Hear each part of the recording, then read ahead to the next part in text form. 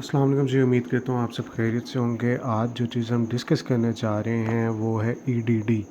क्या होता है ईडीडी, ठीक है, कैसे कैलकुलेट करते हैं, इसके बारे में हम बात करेंगे। सो ईडीडी जो है उससे बनता क्या है, सबसे पहले ये हमें पता होना चाहिए। तो इससे बनता है estimated date of delivery, right. As the name states that it is estimated date of delivery. तो ये एक्यूरेट नहीं होती है, एक एस्टिमेशन होती है कि इतने टाइम के बाद जो है डिलीवर होगा। कितने डेज़ का ये पीरियड होता है, 280 डेज़ का ये पीरियड होता है और इसमें 40 वीक्स होते हैं, इक्वल टू ये 40 वीक्स होता है, ठीक है। इससे प्लस माइनस हो सकता है कि अगर प्लस होगा तो उसे पोस्ट टर्म कह देंगे, अगर पीछे होगा तो उसे हम प्री टर्म कह देंगे, ठीक है। सो इसके डिफरेंट मेथड्स होते हैं जिसके अंदर व्हील चार्ट्स होते हैं, ठीक है। उसके अलावा जो है डिफरेंट मोबाइल एप्लीकेशंस हैं, ठीक है। इनकी पिक्चर्स भी आपको सामने शो हो रही हैं और कुछ है कि फॉर्मूलेशन होती है, ठीक है। तो हम जो बात करेंगे इस वीडियो के अंदर, हम जो है फार्मूला के हवाले से बात करेंगे कि इसको कैसे किया जाता है, राइट।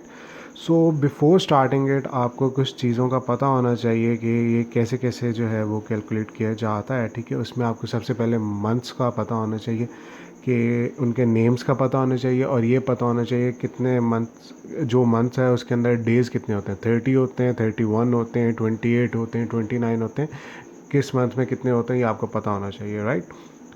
नेक्स्ट जो चीज़ है कि आप ये याद रख लें कि सितंबर, ठीक है, अप्रैल और जून और नवंबर, ठीक है, ये चार जो होते हैं इनके अंदर 30 डेज़ होते हैं, ठीक है।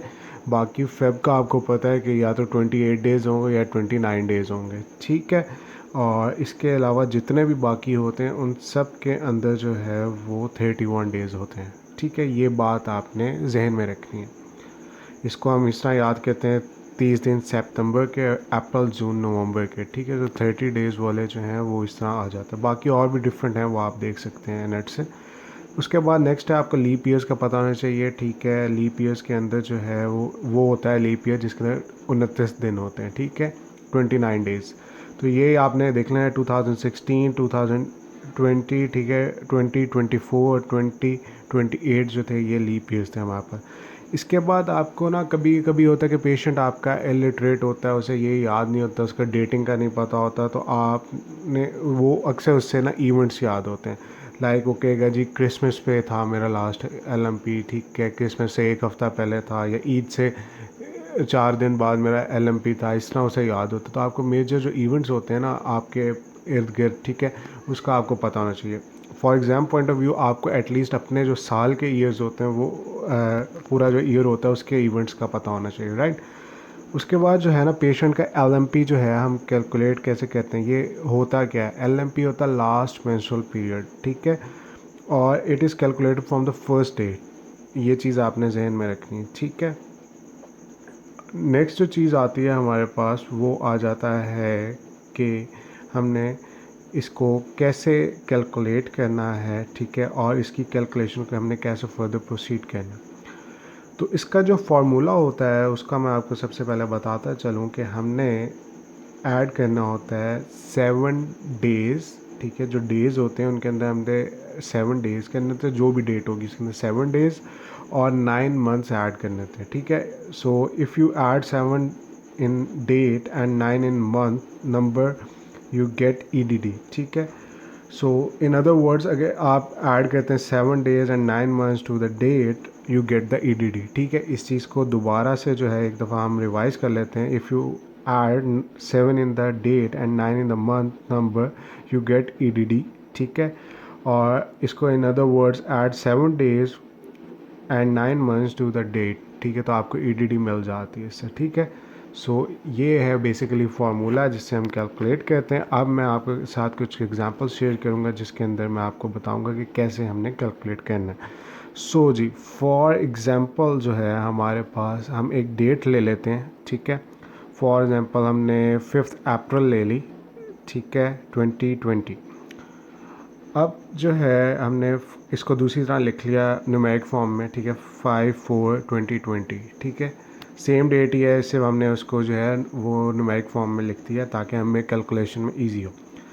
अब हमने क्या करना है कि हमने 5 के अंदर जो है वो 7 ऐड करना है, ठीक है। अब 5 के अंदर जब हम 7 को ऐड करेंगे, ठीक है, और 4 के अंदर जब हम 9 मंथ्स ऐड करेंगे तो हमारे पास जो कैलकुलेशन है वो ईडीडी हमारी कैलकुलेट होगी, ठीक है।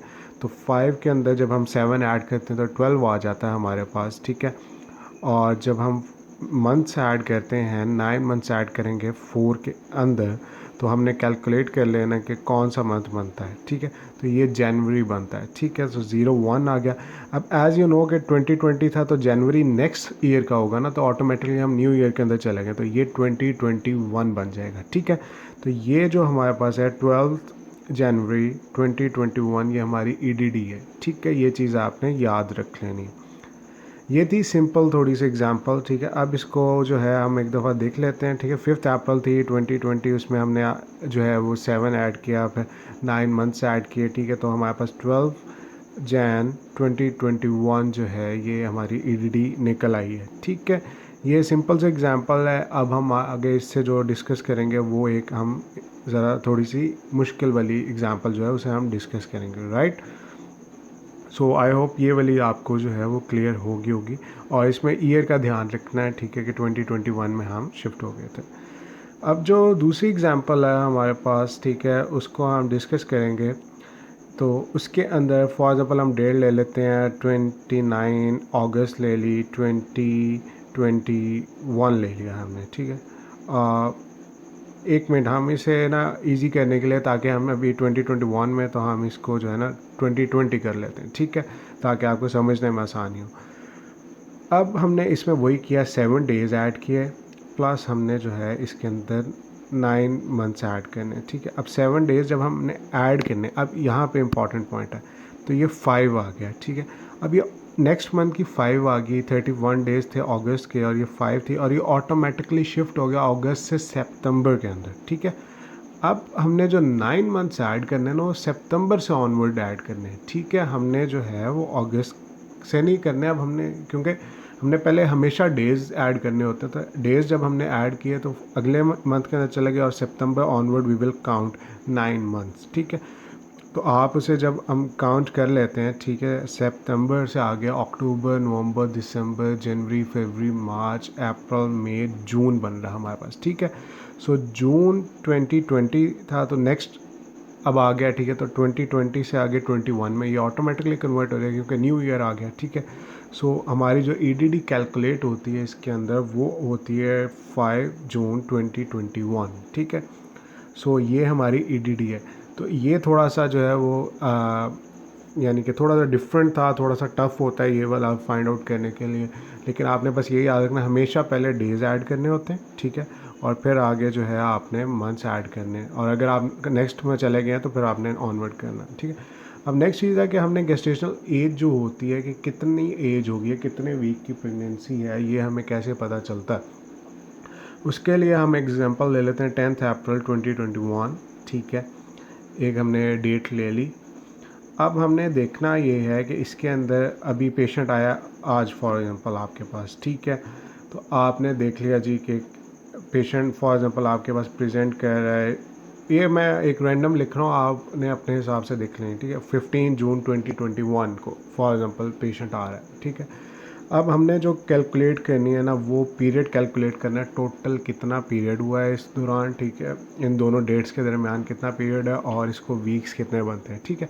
अब 10 अप्रैल थी, और उससे लेके 15 जून 2021 को पेशेंट हमने कहा जी प्रेजेंट करता है हमारे पास, ये एग्जांपल है। तो इसके दरमियान हमने जो है मंथ्स और वीक्स जो हैं वो हमने कैलकुलेट करना है, अप्रैल और जून, ठीक है। ये हमारे पास इसके दरमियान के मंथ्स लिखेंगे, तो अप्रैल, मई और जून बन जाएंगे, ठीक है। अब देखें 10 अप्रैल तो पहली डेट है, तो अब 10 से आगे अप्रैल के 20 डेज़ बचे हैं, तो हमने 20 डेज़ लिख दिए। इसे हम मई के 31 डेज़ तो 31 लिख दिए। जून के 15 डेज़ हुए अभी, तो हमने जो है 15 डेज़ लिखते हैं ना, राइट। अब हमने इसको सारे को ना टोटल कर लिया, ठीक है। तो ये हमारा जो बन गया टोटल काउंट इसका 66 डेज़ का बन गया, राइट। अब हमने क्या करना है, इस 66 को 7 डेज़ होते हैं एक वीक के अंदर, तो 7 से डिवाइड करना है। तो 6 9 63, 7 9 63 होता है, तो 3 बच गया हमारे पास, ठीक है। तो नीचे, तो अभी हो गया 9 वीक्स प्लस 3 डेज़ जो है ये गेस्टेशनल एज हमने निकाल दी, ठीक है। और इसको जब हम क्लिनिकली प्रेजेंट करेंगे तो हम ये कहेंगे कि the patient presented with gestational amenorrhoea of 9 weeks in 3 days, ठीक है। So I hope now this topic is clear, ठीक है। और अगर आपको फिर भी मसला होता है आप इसे नीचे कमेंट कर सकते हैं, और do practice again and again, ये जितना प्रैक्टिस करेंगे उसी तरह आएगी। So thank you, like share and subscribe.